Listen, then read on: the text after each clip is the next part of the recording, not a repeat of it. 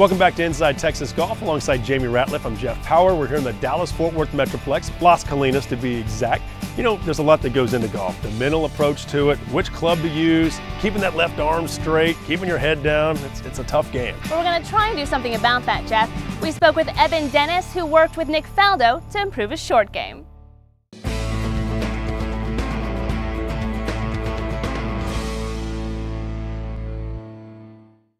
We're now joined by Eben Dennis, founder of Energy Golf. Eben, thank you so much for joining us. Well, thank you for having me.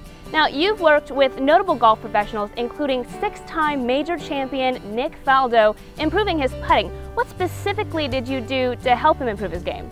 Well, the first thing we did, we had to get rid of all the mechanics he was working on, because when Nick came to me, when we actually met at the Byron Nelson tournament here in Las Colinas, in 2000, he was suffering from just major mind overload or brain overload.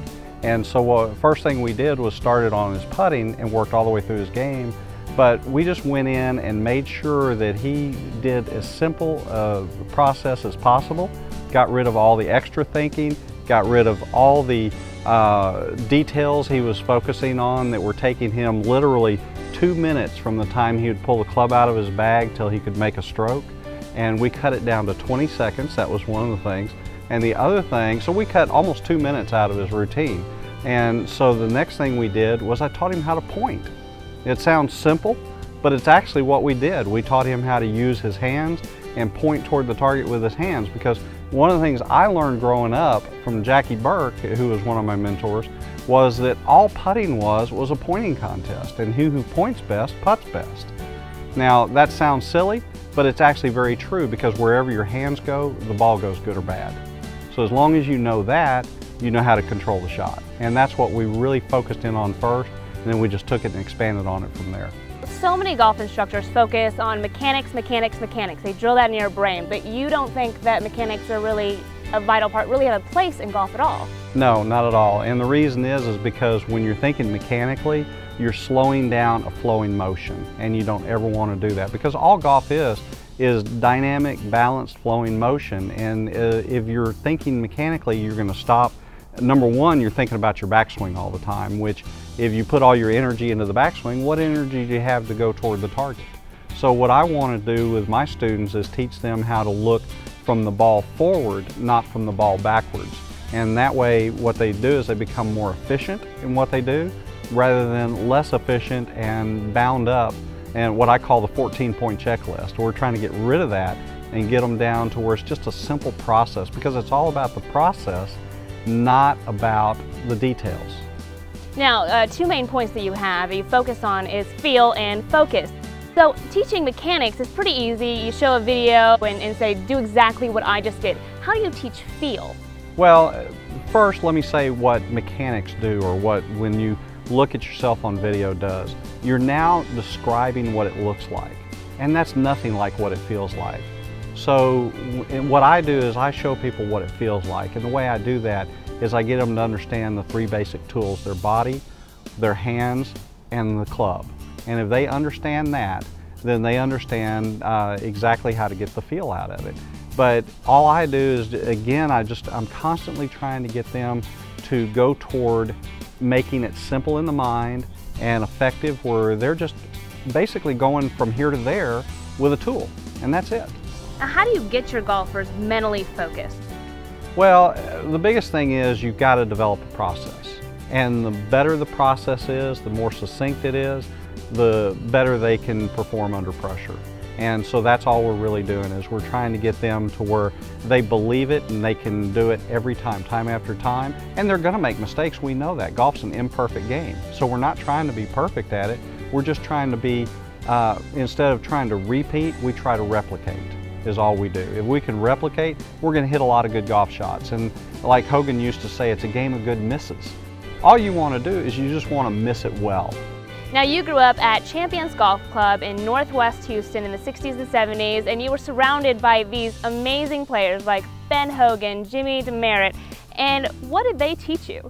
Well, what they taught me was that golf was all about feel again. And, you know, a funny story was when I was about 15 or 16 years old, it was about the same time as the US Open in 1969, in the clubhouse, and Mr. DeMeritt who was my real mentor, and also was Ben Hogan's only teacher at the time. They grew up together. And he sent me over to talk to Mr. Hogan, and he said, I want you to go over and ask him anything you want. So, because I'd watched Hogan come in town and practice and work with Jimmy, or Mr. Demerit. And so he sent me over to talk to him, and so the first thing I did was I walked over to the table and introduced myself. First, he shook my hand. I thought he was going to crush it because his hands were so strong. And most people don't realize that about Hogan and Demerit and those guys, how strong their hands are. But I asked him, I said, Mr. Hogan, I've been reading your book, The 5 Fundamentals. And he said, son, I'm going to stop you right there. He said, that book is not what I do. It's simply a description of my golf swing, has nothing to do with what I feel. And he said, if you're foolish enough to try to imitate what's in that book, you don't deserve to be playing golf, because you've got to find your swing, your game, not mine. Well, now before I let you go, I do want to get into this website that you're developing in order to get your techniques out to the masses. Well, yes, what we're doing is putting together all the information I've developed over the last 15 years, put it in a way that people can teach themselves. And that's the real goal of the site. And then create a community around it so that they can learn and share ideas with myself and others. Okay, Evan, Dennis, thank you so much for joining us. Well, thank you, Jamie. I really enjoyed it.